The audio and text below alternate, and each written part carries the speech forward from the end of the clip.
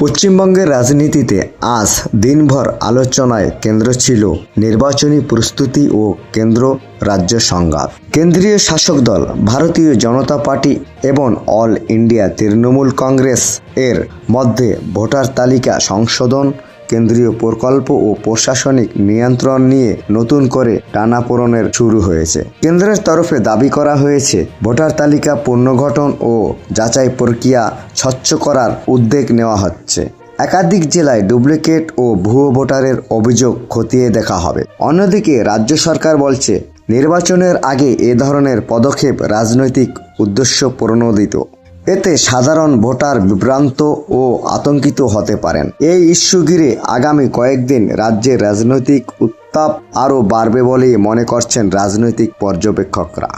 এবারে আসছি কেন্দ্রীয় রাজনীতি আইন প্রকল্প 2026-এর রূপরেখা নিয়ে। দিল্লিতে আজ সংসদ ও রাজনৈতিক মহলে আলোচনায় ছিল নতুন কর্মস্থান ও সামাজিক সুরক্ষা সংক্রান্ত আইনি পরিকাঠামো। 2026 সালের বিধানসভা নির্বাচনকে সামনে রেখে বিরোধীদের রণকৌশল। কেন্দ্রের শীর্ষ নেতৃত্বের বক্তব্য স্পষ্ট, আগামী নির্বাচন শুধু ক্ষমতার লড়াই নয়, উন্নয়নের মডেল নির্ধারণ করবে। এবারে আসছি রাজ্যের সংবাদ। রাজ্যে আইন শৃঙ্খলা ও নিরাপত্তা নিয়ে। কলকাতা ও আশেপাশের অঞ্চলে আজ নিরাপত্তা ব্যবস্থা জোরদার করা হয়েছে। সাম্প্রতিক কিছু অগ্নিকাণ্ড ও বিস্ফোরণ সংক্রান্ত ঘটনার পর পুরানো গুদাম ও বাণিজ্যিক ভবনের নিরাপত্তা অডিট শুরু হয়েছে। দমকল বিভাগকে আরও সক্রিয় থাকার নির্দেশ দিয়েছে রাজ্য সরকারের তরফ থেকে।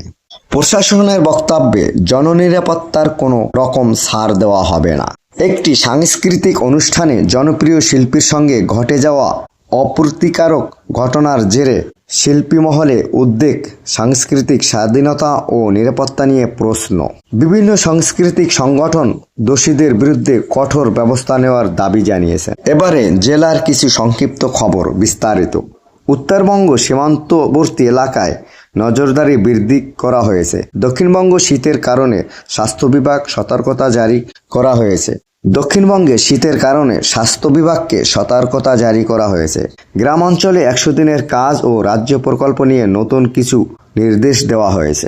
এবং আজকের রাজ্য প্রশাসনের অন্দরমহলে সবচেয়ে বেশি আলোচনা হয়েছে ভোটার তালিকা সংশোধন, স্পেশাল ইন্টার্নশিপ ও বুথ লেভেল অফিসারদের দায়িত্ব নিয়ে। নবান্ন সূত্রে জানা যাচ্ছে প্রত্যেক জেলায় জেলায় ভোটার তালিকার ডেটা ক্রস ভেরিফিকেশন শুরু করা হয়েছে। ভোটার, স্থানান্তরিত ভোটার ও ডুপ্লিকেট নাম চিহ্নিত করার নির্দেশ। জেলা নির্বাচন আধিকারিকদের সাপ্তাহিক রিপোর্ট জমা দিতে বলা হয়েছে। রাজ্যের শাসক দল অল ইন্ডিয়া তৃণমূল কংগ্রেস আশঙ্কা প্রকাশ করছেন নির্বাচনের আগে এই ধরনের প্রক্রিয়া রাজনৈতিক চাপ তৈরি করতে পারে। অন্যদিকে কেন্দ্র সমর্থিত দল ভারতীয় জনতা পার্টি বলছে স্বচ্ছ ভোটার তালিকা গণতন্ত্রের ভিত্তি। রাজ্য কেন্দ্র টানাপোড়েনের আজ আরও রাজ্য বনাম কেন্দ্রভিত্তিক সামনে এসেছে।